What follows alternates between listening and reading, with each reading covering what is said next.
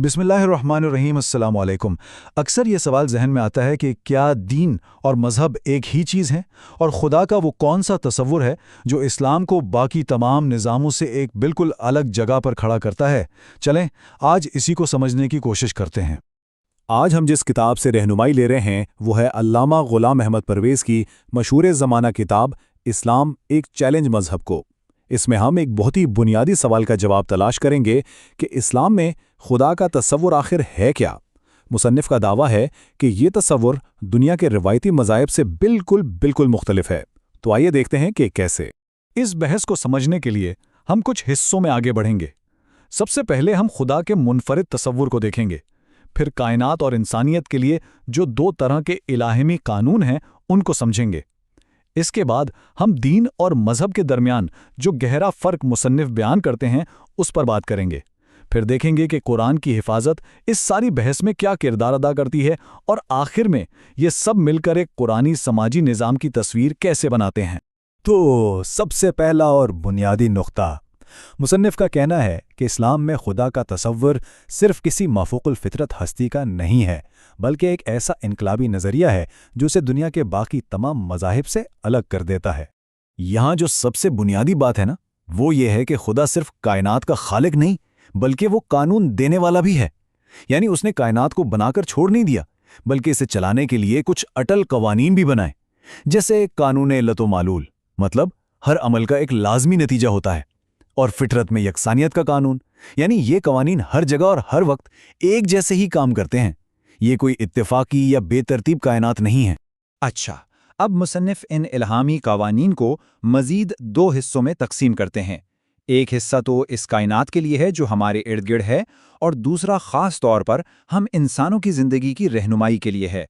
अब देखें, कायनात के जो कवानीन हैं वो तो हम साइंस, मुशाहिदे और अपने तजुर्बात से मालूम कर ही लेते हैं, लेकिन जब बात आती है इंसानी ज़िंदगी के मकसद की, अखलाकियात की, समाजी उसूलों की, तो मुसन्निफ़ के मुताबिक उसका इल्म सिर्फ़ और सिर्फ वही के ज़रिए ही मिल सकता है।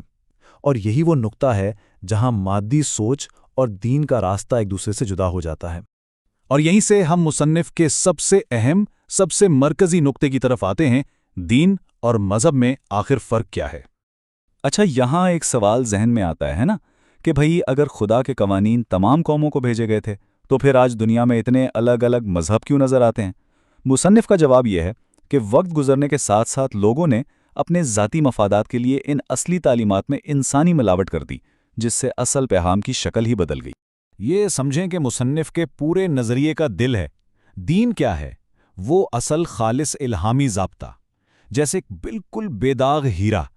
लेकिन जब इंसान इसमें अपनी मर्जी की तब्दीलियां करता है ना, तो वो बन जाता है मज़हब, यानी वही हीरा, लेकिन अब उसमें दरारें पड़ चुकी हैं, उसकी असल चमक मांद पड़ गई है। तो ये सिर्फ लफ्ज़ों का फ़र्क नहीं बल्कि हकीकत का फ़र्क है। और इसी बुनियाद पर मुसन्निफ़ एक बहुत बड़ा दावा करते हैं। वो कहते हैं कि दुनिया के तमाम मज़ाहिब में से सिर्फ इस्लाम ही दीन कहलाने का मुस्तहिक है। अब जाहिर है ये एक बहुत बड़ी बात है, तो आइए देखते हैं कि मुसन्निफ़ इसकी दलील क्या देते हैं। तो इस बड़े दावे के पीछे जो दलील है मुसन्निफ़ के मुताबिक वो है कुरान। उनका कहना है कि इस्लाम इसलिए दीन है क्योंकि उसकी जो बुनियादी किताब है वो आज भी अपनी असल शक्ल में महफूज है। मुसन्निफ़ के मुताबिक कुरान आखिरी इल्हामी किताब है, और उसकी सबसे ख़ास बात यह है कि यह लफ्ज़ ब लफ्ज़ महफूज है।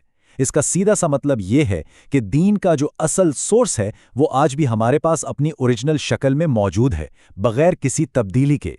मुसन्निफ़ तो यहाँ तक कहते हैं कि गैर मुस्लिम मौर्रखीन भी इस बात की तारीख़ी तौर पर तस्दीक करते हैं। ठीक है, तो हमारे पास एक महफूज ज़ाब्ता यानी दीन मौजूद है। अब सवाल ये उठता है कि इसे अमली ज़िंदगी पर लागू कैसे किया जाए, और यहीं से कुरानी समाजी निज़ाम का तस्वुर सामने आता है। इस निज़ाम को मुसन्निफ़ कुरानी समाजी निज़ाम का नाम देते हैं, और इसका जो अमली ढांचा है वो है इस्लामी रियासत। और ये वाज़ेह रहे कि मुसन्निफ़ के मुताबिक ये कोई बादशाहत या पपायत नहीं है, बल्कि ये एक ऐसा इदारा है जिसका सिर्फ एक ही मकसद है, कुरान के जो दायमी उसूल हैं उन्हें मुआशरे में नाफिज करना।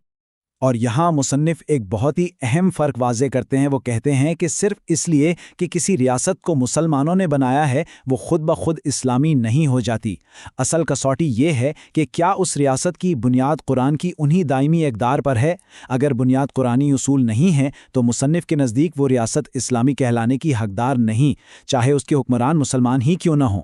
اور آخر میں مصنف ایک بہت ہی امید بھری اور آپ کہہ سکتے ہیں ایک بڑی بات کرتے ہیں۔ وہ کہتے ہیں کہ اگر انسانیت ان دائمی اقدار کو اپنا لے تو آج کی دنیا اپنی تمام تر سائنسی ترقی کے باوجود جن مسائل میں گھری ہوئی ہے ان سے نجات پا سکتی ہے۔ یہ ایک بہت گہری سوچ ہے جس پر غور کرنا چاہیے۔ اسی کے ساتھ آج کی گفتگو اختتام کو پہنچتی ہے۔ اگلے موضوع کے ساتھ پھر حاضر ہوں گے۔ اللہ حافظ۔